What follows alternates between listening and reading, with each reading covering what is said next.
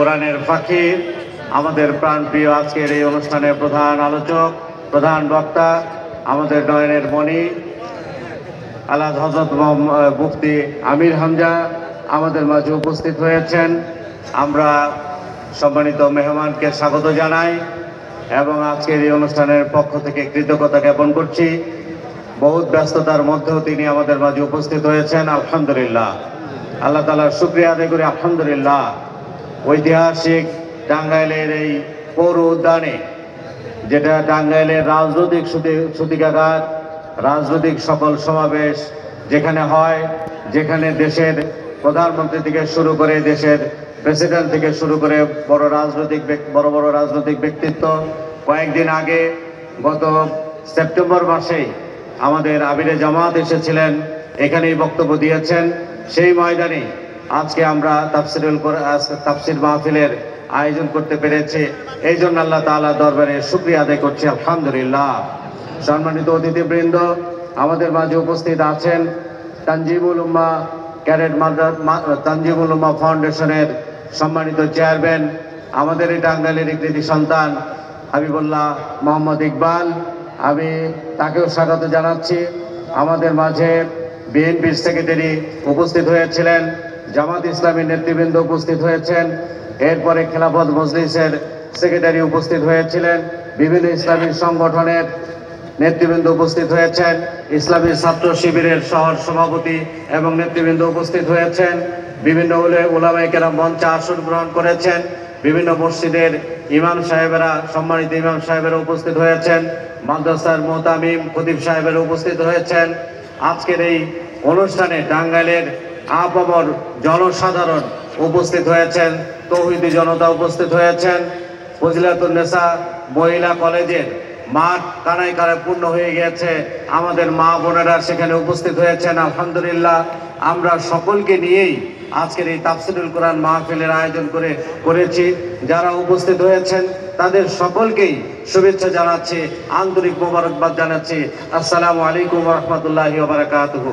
আমরা আজকে তাফসির শুনবো, যতটুকু শুনি না কেন, এই তাফসির আমরা ধারণ করব, এই শিক্ষা আমরা গ্রহণ করব এবং আগামী দিনে যে বাংলাদেশের পরিবর্তনের সূচনা হয়েছে, এই সূচনাকে ধরে রাখার জন্য দরকার হচ্ছে আল কোরআনকে সংসদে নেওয়া, আল কোরআনের আইনকে সংসদে নিয়ে সেই অনুযায়ী দেশকে পরিচালনা করার একটি সুবর্ণ সুযোগ এসেছে।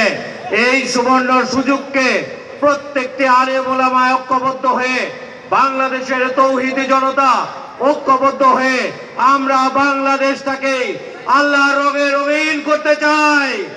আপনারা কি রাজি আছেন? টাঙ্গাইলবাসীকে আল কোরআনের রং দেখতে চায়, আল্লাহর রং দেখতে চায়। এই পৌর উদ্যান আজকে আল্লাহর রঙে রঙিন হয়ে গিয়েছে। টাঙ্গাইলের এই ভূমিও আমরা প্রত্যেকটি ইঞ্চি আল্লাহর রঙে রঙিন করতে চাই ইনশাআল্লাহ। শয়তান যতই পরিকল্পনা করুক, ওর পরিকল্পনা দুর্বল। ও ভারতে বসে যতই বক্তব্য দিচ্ছে, ততই আরো পথা শুরু করেছে। আজকে ও ভারতের জনগণকে মুষ্টিমেয় কিছু জনগণ ঘুষকে দিয়েছিল, তারই ফলশ্রুতিতে বাংলাদেশের প্রত্যেকটি জনতা, প্রত্যেকটি রাজনৈতিক সংগঠন নতুন করে ঐক্যবদ্ধ হয়েছে। সেনাবাহিনী প্রধান বলেছে, আমরা যে কোনো পরিস্থিতি, যুদ্ধ পরিস্থিতি মোকাবেলার জন্য প্রস্তুত আছি। এই রকম ঘোষণা এর আগে কোন সেনাবাহিনী প্রধান দেয়নি। সুতরাং বাংলাদেশকে ওরা চিনতে পারেনি। বাংলাদেশের সেনাবাহিনী, পুলিশ, আনসার, বিজিবি, বিডিআর যারা আছে, সাধারণ সকল জনগণ হচ্ছে আইন শৃঙ্খলা বাহিনীর ভূমিকা পালন করবে। বৈষম্য বিরোধী ছাত্র আন্দোলনের টাঙ্গাইলের নেতৃবৃন্দ এখানে উপস্থিত আছে আজকের মঞ্চে, তাদেরকে আমরা স্বাগত জানাই। তারা প্রত্যেকটি ঘটনায় প্রতিবাদ করছে, প্রতিবাদ মুখর তারা পাহারা দিচ্ছে বাংলাদেশকে, প্রত্যেকটি নাগরিক পাহারা দিচ্ছে। সুতরাং কোন ষড়যন্ত্র এই পাহারাদারদেরকে আর তলাতে পারবে না ইনশাআল্লাহ। সেই দিন ভুলে যেতে হবে এদেশ কোরআনের, এদেশ রাসূলের, এদেশ আল কোরআনের রঙে রঙিন হবে হবে ইনশাআল্লাহ। এই মুসলিমরা যারা জেল খেটেছেন তারা আজকে বের হয়েছেন, যারা নির্যাতিত হয়েছিল তারা আজকে কথা বলছেন, কোরআনের কথা আজকে প্রকাশ্যে বলা শুরু হয়েছে। কোন দাড়ি কমা বিন আমরা সেই কথা ছড়িয়ে দিতে চাই। কাজেই আজকের এই উদ্দেশ্যেই এই তাফসীরুল কোরআন মাহফিলের আয়োজন করা হয়েছে। আগামী দিনে প্রত্যেকটি ঘরে ঘরে মা এবং বোনদেরকেও প্রস্তুতি গ্রহণ করার আহ্বান জানিয়ে আজকে তৌহিদি জনতা যারা এখানে উপস্থিত হয়েছেন আপনাদের সবাইকে আহ্বান জানাচ্ছি, আসুন আগামী দিন ইসলামের জন্য সকলে প্রস্তুতি গ্রহণ করে আল্লাহ রাব্বুল আলামিন আমাদেরকে তৌফিক দান করুন। আসসালামু আলাইকুম ওয়া রাহমাতুল্লাহি ওয়া বারাকাতুহু।